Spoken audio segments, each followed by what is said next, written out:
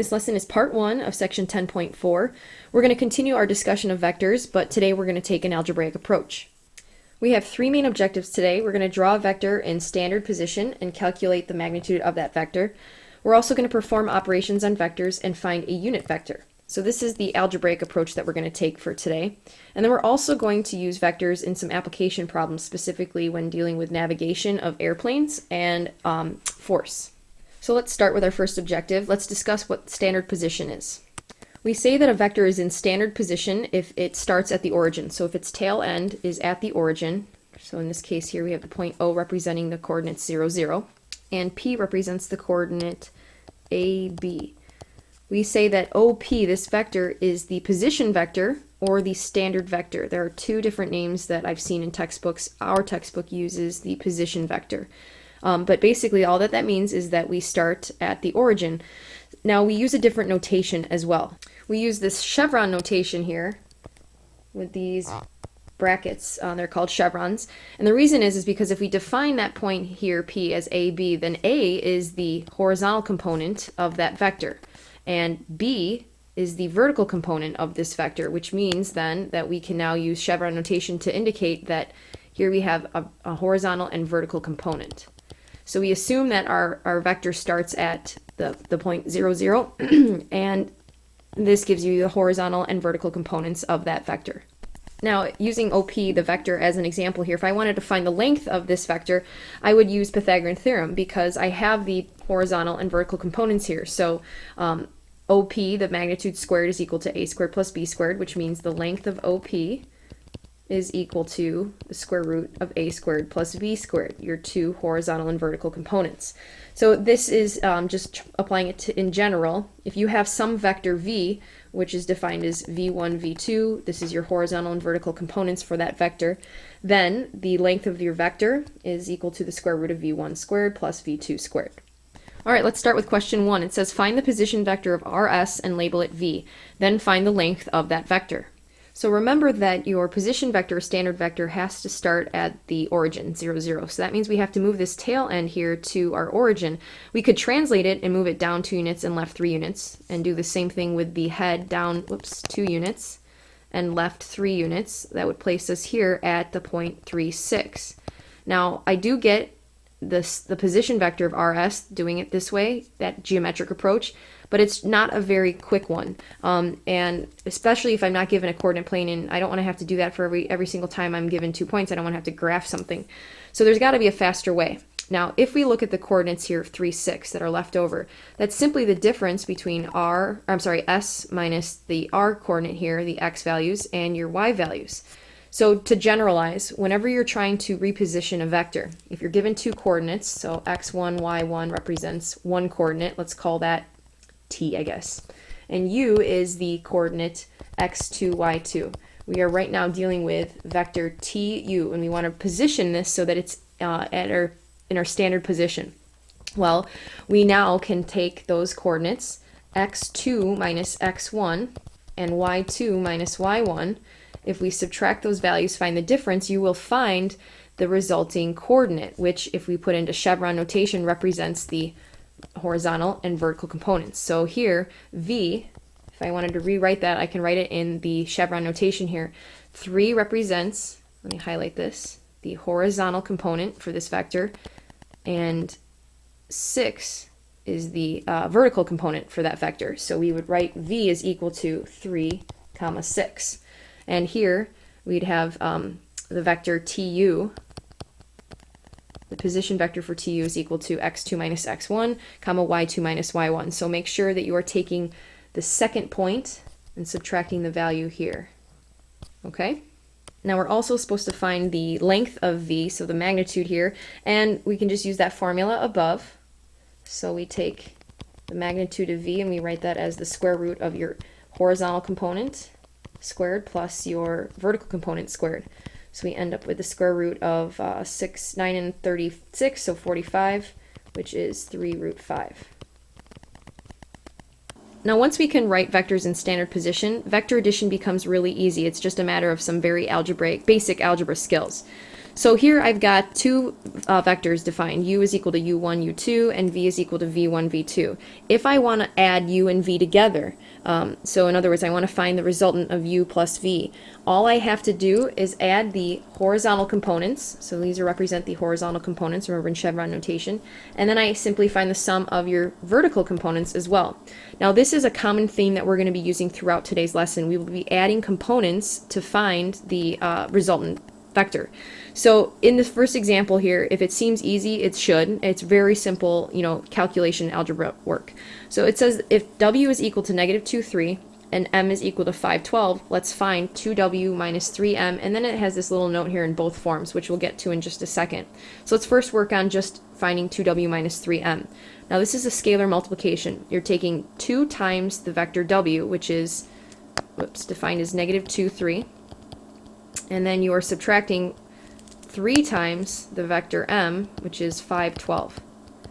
Now, to do this scalar multiplication, you're actually just going to multiply both of those, the x and the y components, by 2. So you have negative 4, 6, and then here I can either choose to multiply by 3, or I can add an opposite here. So I'm going to kind of look at it like this instead. So I'm adding negative 3 times this value. So that becomes, let's rewrite that, negative 4, 6, and plus then negative 15, negative 36. Okay, so now that I have these two vectors here that have been just, multiplied by a scalar value here, 2 and negative 3, now I just use my vector addition rule, which says all I have to do is add my horizontal components. So if I add those two, I end up with negative 19. And then I add my vertical components, so I have negative 30. So this is the resultant of 2W minus 3M. So that's one form. This is in chevron notation. So let's discuss our other form. Now, this deals with unit vectors. So a unit vector is a vector with length 1, just like a unit circle is a circle with radius 1. So a unit vector, I, is defined as the vector 1, 0. So it has the coordinate 1, 0 as its head. Okay, so this is the vector I. Now J is a vertical unit vector, and that goes here, length of 1 as well, so that coordinate here is 0, 1. So we define these unit vectors here using chevron notation, 1, 0, and 0, 1. We can use I and J then to represent our horizontal and vertical components. So any coordinate x, y, or any vector, I should say x, y, because this would come from the coordinate x, y, by the way. But that vector x, y can be represented using I and j, since we would just take this value here, x, and multiply it by 1, 0. Let me write it down underneath. So x times 1, 0 plus y times 0, 1. If I just use that same idea that we just did here, where we multiply using scalar multiplication first, and then we have 0y here, now we can use angle addition, or sorry, vector addition, and we end up with x plus 0, so x, and 0 plus y, y. So this vector is expressed equivalently using this I and j notation. Okay, so if we come back over to our chevron notation here, I can change this into a different form using I and j to represent my horizontal and my vertical components. So this is negative 19i and negative 30j. So this is an alternate form using our unit vectors. So last up, we're supposed to find the magnitude of 2w minus 3m.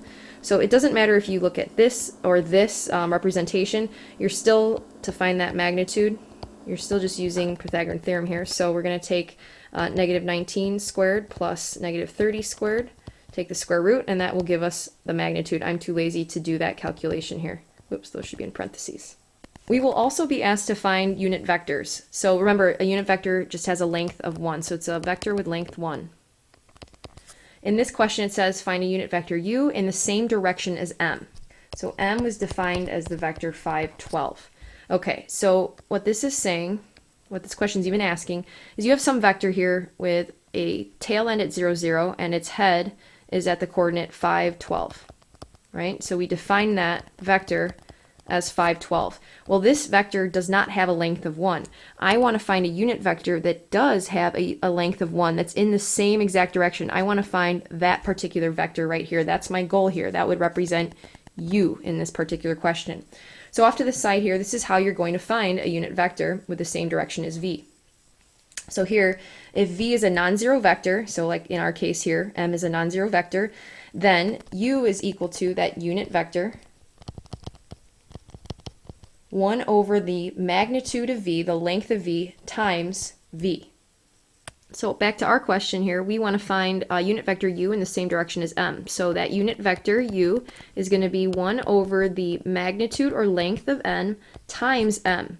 So what we need to work on is finding the length of m, because we already know what m here, that vector, is defined as. That's just 512. So we are going to do basically a scalar multiplication. This is just some number multiplied by 512. So let's work on the magnitude here. The magnitude of this vector, we can do this really easily. We just take the vertical and horizontal components, so 5 squared plus 12 squared, take the square root of that, and we end up with 13. So we have u equals 1/13 times the vector 512. So we end up with a unit vector 5/13, comma 12/13. This represents that unit vector here. So this coordinate is the coordinate 5/13, comma 12/13. Okay? Now, if you wanted to double check to make sure that this is actually a unit vector, all you would have to do is find the magnitude of u. The magnitude of u should equal 1. So if I took the square root of 5/13 squared plus 12/13 squared, I should end up with 1.